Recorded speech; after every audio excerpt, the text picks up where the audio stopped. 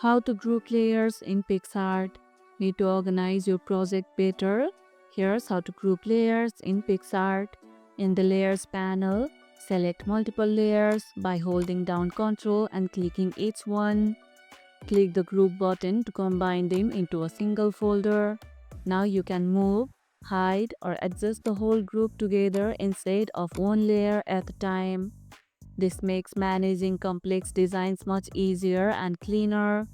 To ungroup, open the group folder and select ungroup when you want to edit layers separately again. Do you organize your layers often?